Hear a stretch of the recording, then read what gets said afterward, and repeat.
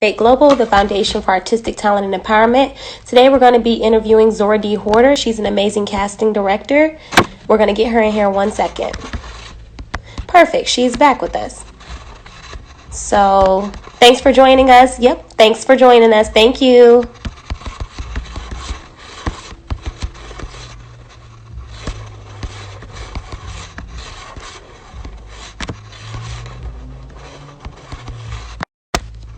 Perfect. All right, good. Yep, we can add her in. We're going to work it out. Sometimes when it's going to be a good message, things try to stand in the way, but we won't let that happen today. Let's see.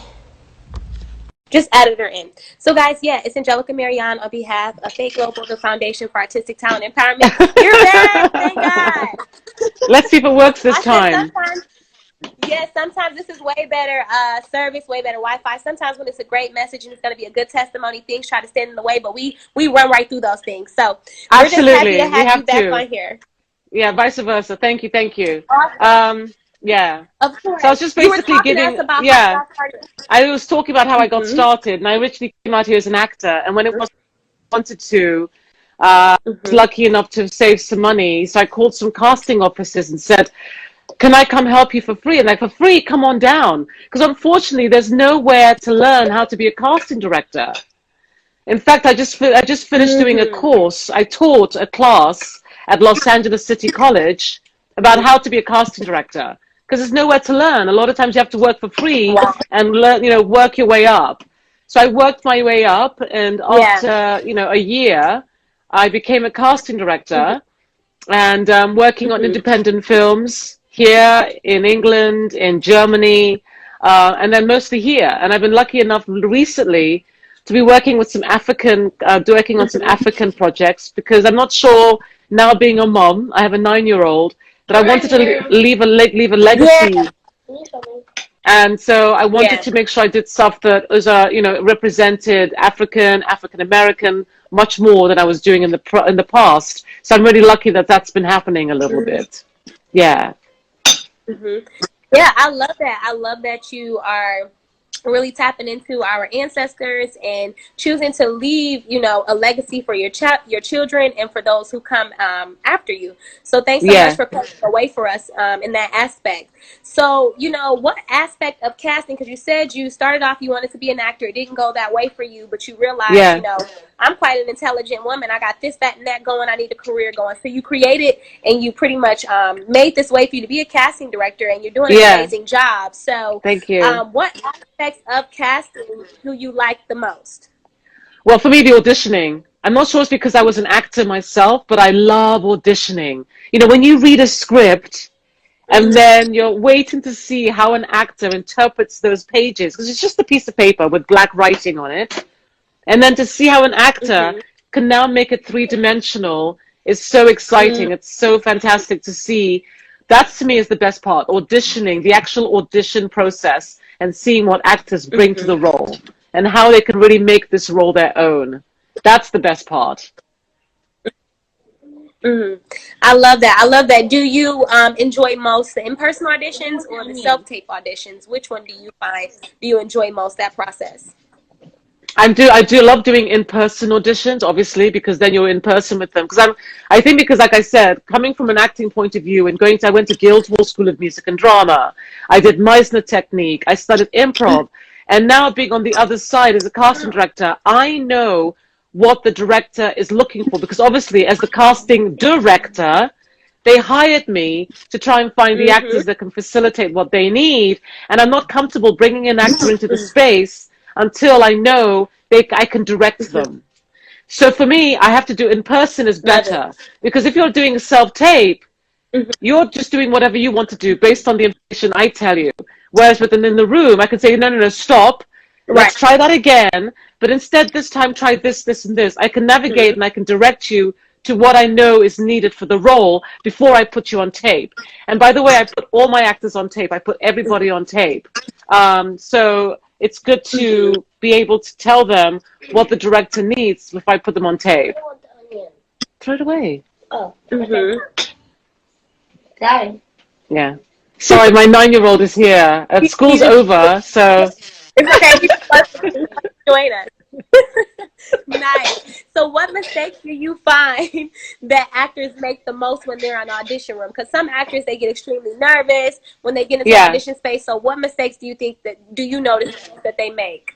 Okay, the first thing you pointed out, you said actors get nervous. Nervous energy is fantastic. You want to have nervous energy. Think how much you can do with nervous energy. You can use it in a scene in some way, whether it's comedy or drama. There's always a way for nervous energy to be used as fuel. The problem is most people are like, oh my God, I'm nervous. They try to shut it down.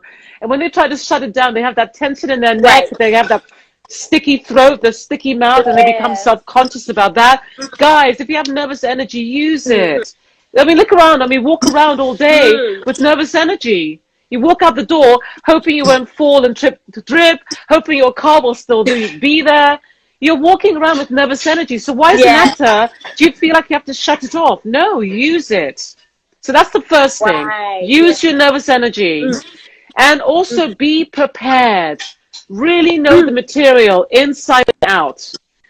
And also, when I say be prepared, know the people you're coming to audition for. Luckily, when I was an actor, you had to go to the library to do research. Now you just go on Google, enter something, and everything's there. So you can research. You can know everything about the casting director, what the casting director has done in the previous times. So that way you go in there knowing their work, who the directors are, the producers, everybody is. So when I say be prepared, not just the material, but be prepared with everything you're going into the space. Get there early. Get to your audition early. First of all, because a lot of times parking can be tricky. So you're not stressed about, I've got to try and find parking. So you can find parking. You can get in the space. You can get in the audition space and see what it's like, how many people are there, how long your wait time is going to be.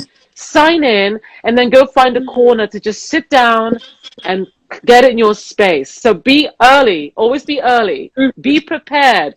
Know your sides inside and out. So that way you can feel more confident in the space. Also, if I give you an adjustment, you're not going, oh God, I'm sorry, where in the sides is that? You can go, absolutely, just give me a minute. Turn away, come back, and you're in the space because you know the material so well. And that way you can truly make it your own. So those are the things I say.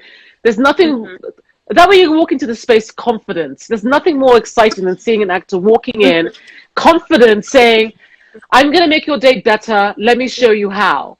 And the way that can happen is by you being prepared.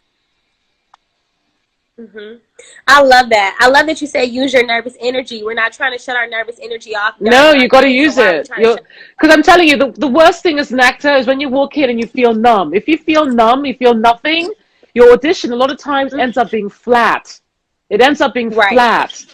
So nervous energy is great. It's what you want. You want nervous energy. Just use it, guys. It's great. I mean, guarantee you, look at all your scenes, even the comedic scenes. There's nervous energy. It's all about tensions. These two characters, there's some kind of conflict or tension or something going on. So nervous energy is great for that. That's awesome. I love that. I love that. I mean, can you kind of speak to them, to our platform about the importance of relationships within the industry and how does an actor authentically cultivate a relationship with the casting director? Wow, that's a hard one. That's a really, really tricky one. Because there's a fine line because there's a casting director. Obviously, I want a relationship with actors too, because to be honest with you, it's kind of nice if I'm on a crunch time. If I know someone, I can say, listen, I have an audition. Can you be here tomorrow at 9 a.m.? Absolutely. So I want to have a relationship too. But it's just about not abusing it. And there's a fine line of not knowing how to abuse it. I mean, luckily now we have social media. Between your IG page, your TikTok page, your YouTube page, you can always keep. Yeah, exactly. What I'm saying is you can keep me updated on your stuff by just keeping everything fresh. And if I'm following you, I can see what's going on. And I do like to follow actors because, like I said, it's good for me. If I have a director or producer who says, listen, I need someone to be on set in an hour, I can go to my pool of all the people that I follow and say, listen, I need you to be on set in an hour. Can you do it? So I love to follow actors. So just make sure your page is always fresh. You've always got, whether it's your self-tapes or you've got some fun content you've got on, just make it always current and fresh. So that way I can always see new content all the time. So just keep active, guys. You've got to be active now. And for, to now a time where social media, it's all about being active on social media. So make sure your content is fresh and positive, guys, okay? Because obviously I don't want to hire anyone that's negative or, derogatory or cruel or anything like that. Because as you can see now that's happening, people are getting fired for that. So be really careful about what content you're putting out to the world, because it does stay there and it can be found out. Because ultimately, you want to hire actors and people that are likable. So please make sure you always keep all your content fresh, fun, show a great side of yourself. So that way, if a director says, I don't really know enough about this person, I go, well, let me show you their page. And that can show them amazing stuff, and they can get excited about you before they even meet you. So that's how to stay in touch. It's just to keep your pages fresh. So that way, and always up to date. Don't be lapsed. You should be, uploading stuff on every few days if you can, of just stuff that you've done, little sections you've done, or little scenes you've done, self-tapes, monologues, anything you feel that shows you.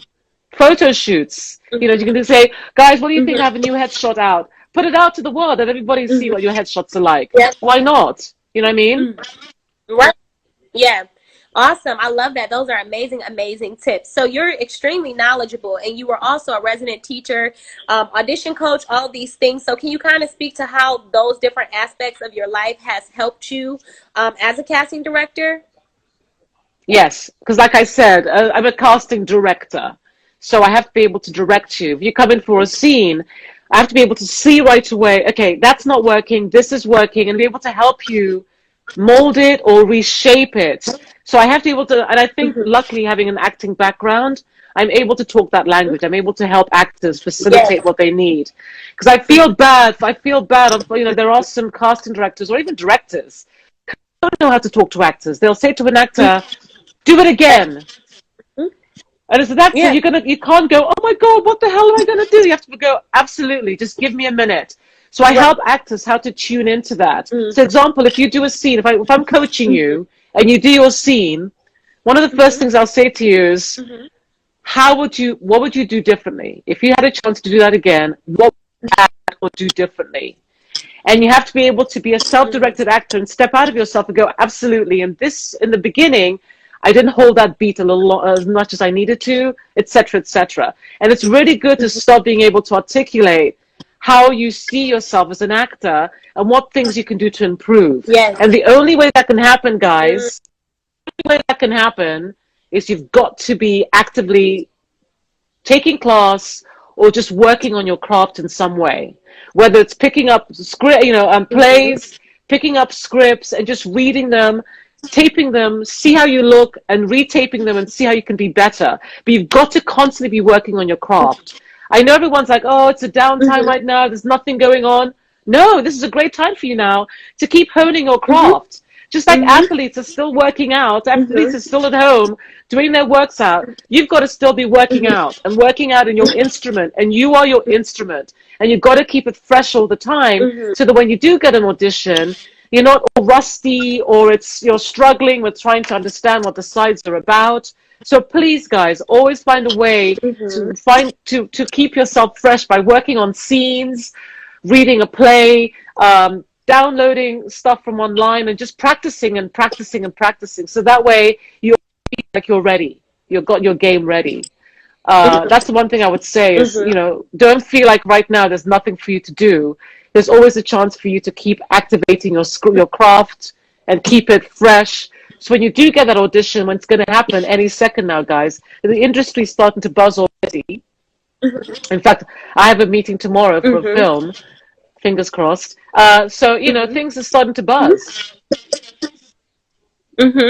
Absolutely. I love that. And I love how passionate you are, as well as, you're extremely knowledgeable and you just know this business. You've been in it for quite a bit. We get a stigma. You said you're Nigerian, but you're from England. And it's a stigma for those that are from England or from London. I got my master's in theater in London. And I know how, strategic, how serious it's to be taken. And I think it has a lot to do with the idea of we have the West End there. So the little kids from a very young age theater and art is a part of their lifestyle. I remember growing up in Detroit, Michigan, that wasn't something that I was exposed to. I had never went to see a theater show till I was in high school. So I think that has a lot to do with it. But can you speak to that? Because some people say they always want to hire actors, UK actors. Yeah. Yeah, could you speak to that about how they say they want to hire London actors, UK actors, they hire them over, you know, American actors. But I'll say that the training in England is extremely tough. I did it myself, so I know that you come out. I have to say, that's why I'm saying to you guys, you got to keep practicing somehow, whatever it takes for you to practice, because in England they take it very seriously. The actors out there, I mean, they are training every day for hours a day. When they're not doing that, they're doing theatre. But like I said, in England, theatre is huge. I mean, everybody loves to see theatre. When you go to England, that's the first thing as a tourist you want to do in England, is to go to see theatre. But there's no reason why in your own little town where you are, form a little theatre group. Have a little, you know, even if you're not actually putting up a play, but you're just doing readings of play, that is so much fun. Find a way to do a little group, to find a community of actors. There's no reason why you can't form a little community of actors. And you guys, even in someone's living room, just sit around in a circle and just read a play together. Even put it up yourselves. Even you don't have to have a full audience if you don't have a theatre. But if you do have a theatre, try to find a way to just to put up your own plays. A lot of theatres are really open to that, even in LA. People are like, oh, there's no theatre in LA. Well, there is if you look. I love to go see theatre in LA. So actors, if you're here, so we have to you're doing try to find a way to create all that stuff for yourself, because everyone's always like, oh, it's too much work. No, you've got to be your own salesperson. It's show business. You've got to be part of that business side, because don't forget, if you have an agent, they only get 10% of the fee. That means 90% of the work you have to do. So if you put that mindset of you really owning your own career and really taking charge of your space and how you project, how you're perceived by the world, then you're going to enjoy it more. You're going to enjoy it more. And that's one thing I loved doing, even when I was not working on making money in film and TV as an actor. I was doing theatre here in LA. I mean, the seats weren't full, but I still loved being on stage. So there's no reason why you can't be somehow, just like I said, even if you're just small, just get on a Facebook, find a Facebook group, you know, make your own group and get together in someone's space and just read plays together. It's so much fun. Also, that way you keep practicing different dialect and different language, different tones, because don't forget, every playwright, even every show, TV show, they all have their different vernacular, their different rhythm. So that way, as you an actor, you can get used to people's different rhythms of different shows. So when you come in for an audition, you're not going, oh, I can't, the rhythm's a little odd, I'm not used to it, because you've been practicing at home. So that's another thing I always say to actors. Watch, now that you're, you know, there's a little bit of downtime, watch everything as best as you can.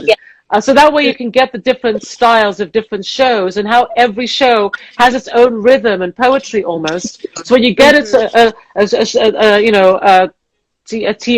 for a sitcom as opposed to a cop drama, you can get into the language easily because you've watched the TV shows and you know what to expect. That's amazing advice. Solid, amazing advice. Can you kind of speak to, you know, what has been your favorite project that you've worked on thus far? People ask me that question, and to be honest with you, I don't like that question in the sense that while I'm working on a project right then, that's my favorite. It has to be. So that way I can pull, it has to be. So that way, and you as an actor should see the same way. You can't keep going, oh, I wish it was like that other job I did. No, you have to make this job you're doing right now your favorite. So that way you can really put your best efforts, your best contributions into the work you're doing right then. So I always say the work I'm doing right now, that's the one that's my favorite, because I need to feel that way so I can really go out there and sell it to agents, sell it to managers, sell it to actors. So that way I get my project and this film gets to be seen and hopefully, I mean, gets actors to come audition because they love the way I'm selling the project at that time. So at the time I'm working on, everything I work on is my favorite. But but at the same time, the things I've worked on lately, I've loved the challenge. For example, I did an MOW, Movie of the Week kind of thing, miniseries that was called Shadow Wolves. And it was pretty much Native American The whole cast was Native American. It's based on the true story of Native Americans who infiltrate the NSA to infiltrate border crimes. It's really happening right now. So I had to go and find real Native Americans. They literally had to show their Native American card to show they really were Native American. And that was amazing. That was great. Or I did another one based on the Ugandan genocide. I did another one about Ugandan genocide in Uganda. So I had to find real African actors, and that was, as being an African myself, that was amazingly rewarding. It was beautiful, and it was a female cast. The four leads were female. So that was between Black, African, and female. That was amazing for me. But like I said, everything I work on at that time is my favorite because I have to be completely invested in it. Just as you guys as actors, the thing you're working on right then. Passionate, be really into the zone, so that way you can give your best work at that time. Love that. I love that answer. That's amazing. You know, can you kind of speak to, because again, we talked about earlier how you got into the entertainment industry and it wasn't just given to you, it's something that you created for yourself. So, you know, can you kind of speak to maybe some adversities that you face as a casting director, especially being a Black woman and paving and leading the way? You know, can you kind of speak to some of the adversities that you face and how you overcome them? Because you're here today and you're still fighting and doing things. I have to say, I was lucky. Yes, I'm Black and female, but there's something about having a British accent. Somehow people don't see that immediately. There's something strange. Yeah. Like I would say, I think I said to you, when I'd go to an audition and they'd hear my British accent, they would say to me, "What are you?" And I go, "I'm Black." But they couldn't see that because I had a proper British accent. Wow. Yeah, it's a weird mind thing. It's a weird mind thing that happens with white people. If they see, they can't necessarily see. You don't seem Black. That whole thing that people get, I hate. You don't seem Black. You don't talk Black because I had this proper British accent. So I have to say, my journey was actually a lot. It's awful to admit that, but it's kind of true. It happens. You know, people do that. No, it's amazing that you admitted that, especially during the times that we live in with the movement and just the whole idea of honesty and us bringing things to the forefront so that we can heal and grow together. But you're not the first person that has said that, you know, from England and with your accent. And even when I was over there, you know, it's this whole thing about when you come, because you have to learn a British accent too. And it's this thing about if you speak proper, you know, it's almost as if your skin is not as dark. Exactly. You have about yourself. So I have to say, my journey into getting into casting, I feel like was a lot smoother than it could have been. I think because of my accent, because a lot of times too, as a casting director, you're doing a lot of your work on your phone. Some of these agents and managers that I'm friends with, I've spoken to for years. I've never met them before. In fact, the funny thing is, when I've gone to, so they have no idea what my race. They have no idea what my race is. They have no idea who I am. The funny thing is, let me tell you the funniest thing. I mean, obviously everybody knows now because of social media, but this is when I first started back in 2000, a lot 20 years ago.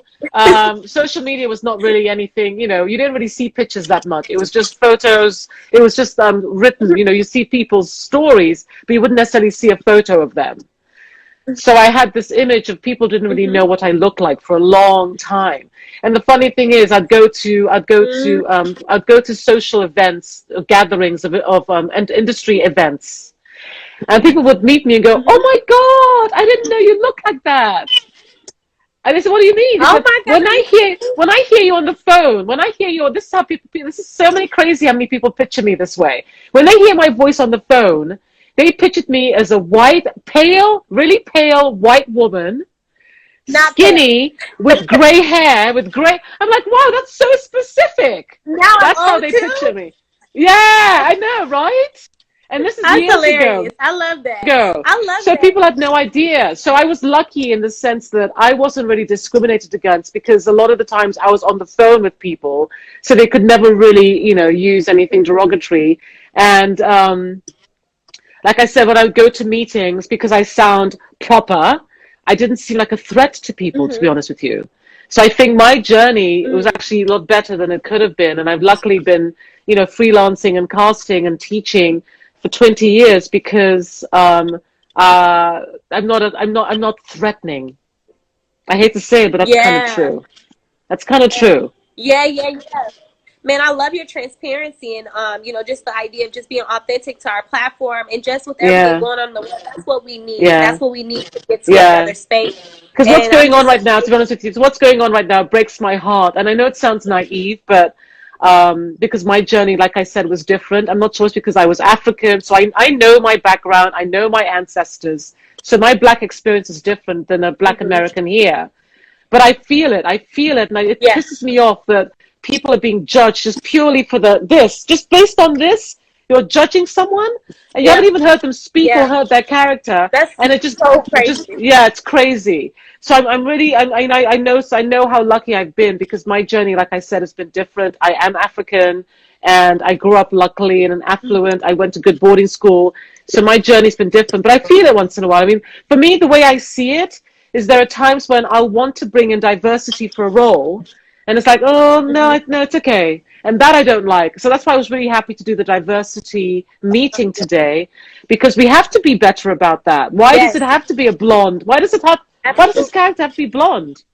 I was doing a TV series, and the character said blonde ditzy. And I said, well, actually, I know a few Asian that are ditzy. I know a few Black girls that are ditzy. And I bring them in. And so, my God, go for it. They ended up going with the white girl in the end, but at least they let me do that. So I'm trying to I always tell a producer, listen, if you hire me, I'm not just going to bring in the exact thing that's in the script. I'm going to let you see that there's more out there than the limited thing you put in your script. Because why does it have to be that way? Why can't you have diversity? Why can't you be outside the box a little bit and be more colorful? So I always say when you hire me, I want to put color. I want to make it a really real show the world, of the world. So I've been really lucky, and the producers that hired me have been really, really open to that. Man, I love that about you. Thank you so much. Especially myself being an actor and all the actors that watch this live, thousands of people watching this on the replay. And you know that there is people that are in casting that are fighting for us, like Zora. So absolutely. Thank you absolutely. So there are. Don't worry, guys. They are. I mean, like I said, where the problem is as a casting director, we're the facilitator. So we bring you to the director and producer, but ultimately they have the final say. You can try and guide them and steer them and try to, lead them a little bit to choose the person you want. But ultimately, it's their platform. They're going to go with who they want. So now it's hopefully about them also being more educated and being better. So hopefully it starts to filter to the producers now and to the studios now. But as cast directors, we always, I know anyway. Yeah. Absolutely. That's awesome. A lot of casting directors say within the first couple seconds of an audition tape concerning like an actual tape, because now our world is becoming quite virtual. You guys know right away whether or not you're going to continue to watch it. Can you speak to that when you're watching self-tapes? How does that process go for you? I know you get thousands of people for one role or hundreds, and how do you narrow that down? Well, obviously the first thing is look. Do they look the part? Do they look how I pictured it? Because sometimes you let people audition. You let people, based on their headshot. Which, by the way, guys, please make sure your headshots are accurate. Because sometimes you don't look exactly on the self-tape. I'm like, who's this? It doesn't look the same person. So first of all, the look. And the first thing I want to see is, do they look the part? And then it's about how much are they giving? How much are they conveying on camera? Is there magic? Is there, because it's all about what's showing here. What's in the eyes? What am I seeing here? Yeah.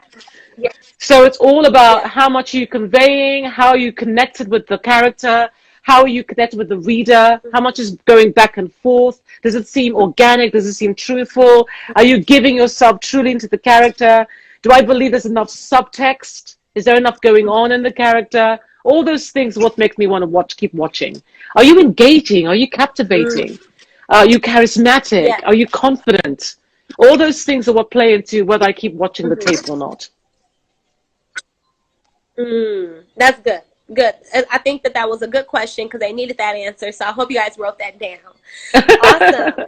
So can you kind of speak to, because now you're in this space, and I know like years ago you might not have known you were going to be in this space, or maybe you did visualize it, but can you kind of speak to, if you, not from a place of regret, because everything happens for a reason in divine alignment, but if you can kind of go back in time and speak to the younger version of yourself, what is some advice that you would give to her? Oh, wow, that's a good question. Right, because I know it's a younger version of you. Wow, that's a very good question. That's a very good question. Like a young girl, they want to be a casting director, actor, or whatever. You might be watching this. The younger well, you know what? Be more persistent.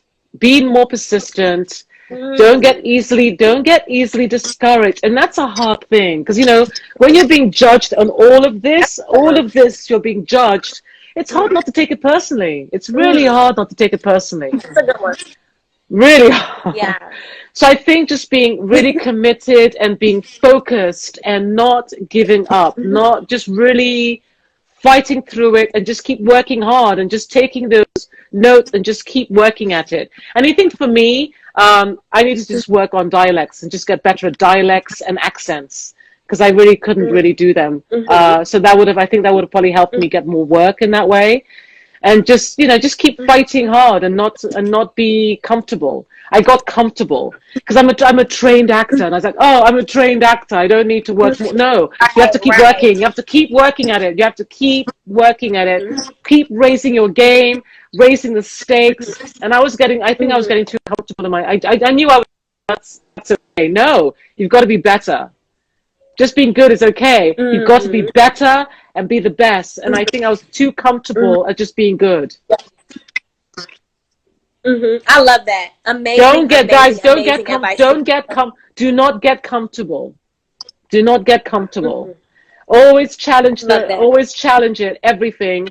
I think that way you get more joy out of it too.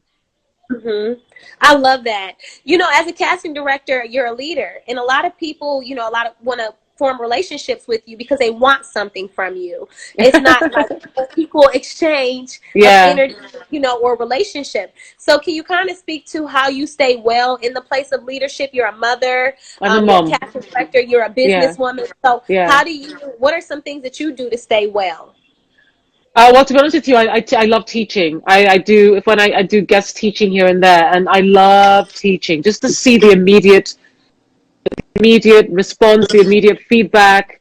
That to me is where I get real joy, is from teaching. And obviously being a mom, and now with the quarantine and everything, I'm spending a lot more time with my child. So I'm really enjoying. He's only 9, so I'm really enjoying just having a 9-year-old son, a boy, and just. So that's my joy. Just reading. I love reading. I love reading. That's another thing I say to actors. Me too. Read. Just keep reading. Read everything, every kind of genre, whether it's fiction, non-fiction, scripts, whatever. Just keep reading. So I get joy sometimes. I just try to find a quiet time, and I just lie down and I read. So I'm trying to get better about that. It's because I'm not really good at meditating, because I get distracted easily. So for me, reading is like meditating. So try to find ways to try to find ways to, as an actor, because that way when you see dialogue or scripts that have weird language, you cannot be so thrown by it, because you're reading all kinds of different vernaculars and different things. So just enjoy reading. Reading is, you know. And read out aloud too as an actor, so that way you get comfortable with hearing different words and how they roll off your tongue. That's awesome. I love that. I'm a big meditator, and I love to lay down and read like you. So I do that every single day. You actually have a question from our guests here. They say, do you prefer seeing monologues or scenes? I'm not sure if they're referencing, if you have audition, you'll get sides, but. Well, if you have an audition, you get sides. I don't know what you mean with that particular question, but I mean, obviously, always have a monologue. Always have monologues ready. Not only for the casting director, but sometimes if you're going to meet a new agent or manager, they may want to see you perform a monologue. And please try to find monologues that are really close to who your essence is. So that way, if we don't get you to say your own words, your monologue is speaking the words that speak some kind of essence, show your kind of essence. So be really careful about the kind of monologue you choose. And try to pick monologues that please don't have, too much swearing or derogatory language. That, kind of wholesome, that doesn't offend anybody really. I love monologues, but also have a scene ready. But also, if you're going to do a scene, make sure you have a scene partner ready to come in there with you, because some casting directors don't feel comfortable necessarily doing the scene with you. We want to be able to just watch. Right. But I love both. I mean, obviously, scenes are ideal because then it's the person. Because we're social, we're animals, we're social. So it's all about connecting with other people. So if you do a scene, make sure you bring a reader with you, so that way you can have someone doing the scene with you, so I can still be watching and not having to participate. And but both are great. Always have a scene ready and have a monologue ready. Always, yeah. Awesome. Amazing. So are you currently teaching now? And if they wanted to connect with you in regards to like audition coaching, once we come out of this wave of life that we're currently in 2020, how do you recommend if they wanted audition coaching, or where can they find you to take classes? Well, yeah, I'm going to be doing one soon, but I'm going to be doing a month class. It's going to be like an audition technique, cold reading technique. I'm not sure. It may be full already. You can DM me. My email is my own email here. How do I put my email on here? It's DeHorter, my last name. Okay, it's my last name, DeHortercasting@gmail.com. You can just email me. Yeah, just email me, and I can let you know about my classes when I'm teaching them. But yeah, I get offered to teach. Different acting schools offer me classes. I do privates as well. If you're doing an audition and you have an audition the next day, I love to do audition preparation, so that way you're ready to knock the audition out, because I know exactly as a casting director what you need to do to nail the audition. So I do private one-on-one audition preparation.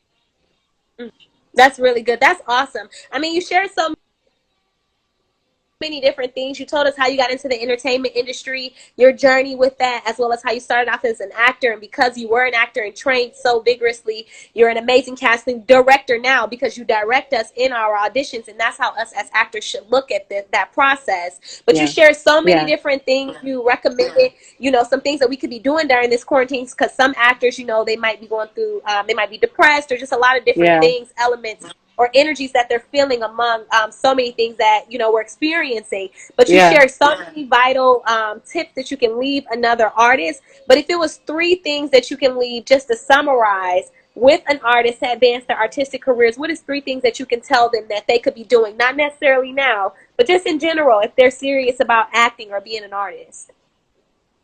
Well, take class. Always be taking some kind of acting class. Always. There's no reason why you should not be. Just like I said, like athletes, they're always at the gym. You've got to always be practicing your acting skills. And the reason I say a class is because you're sharing the space with other people, and a lot of times you learn from watching other people what to do and what not to do. So always stay in an acting class, whether it's improv. I love improv, because that way it teaches you how to be really in the moment, free on your feet. Because sometimes I'll say to an actor, listen, this role is not right, but can you try this role? And if you have improv skills, you're going to be confident saying, absolutely, give me a few minutes, and you can jump in. So do some kind of improv, do some kind of scene study, so you can know how to break down a script. So guys, stay in class. Do some kind of class, do some format of doing a class structure. Keep your social media presence, like I said, whether it's putting your monologues on there, doing some fun skits. Because I always see actors saying, I can never find anything that really is me. The scripts are never quite me. Well, start putting your platform together. Start putting things out there that show you. Because so you might create it. Exactly. So create stuff, write stuff, and just keep, like I said, reading and writing, and just keep staying creative. Just keep staying creative. Keep staying engaged. And this is your instrument, so keep that fresh. Eat well, do things well for yourself, so that way you're always feeling good mentally and physically. That's amazing. Feeling good. I love that. That's amazing, amazing, amazing advice. So many tips that you left us with today. I feel extremely inspired. I hope that they feel extremely inspired. And I hope that you guys had your notepads and were taking notes. Again, if you want to connect with Zora, just make sure you follow her Instagram handle. I'll post her email below as well so you can reach out in reference to the classes and the private one-on-one sessions. Again, she's an amazing resource. You heard the things that she's doing within the community, within the entertainment industry for all of us. So just continue to connect and follow her and use her as a role model for your life. Guys, I really hope you're inspired. Zora, you're an amazing queen. You wear your crown extremely well. So again, we just want to thank Zora for coming on here with us despite all of our technical difficulties. We pushed through them because, again, we want you to get this message and we want you to walk away feeling more prepared for your careers. So again, guys, connect with Zora. Thank you so much for joining us, and we love you so much. Please stay safe and stay healthy. All right, bye. That was a tongue twister.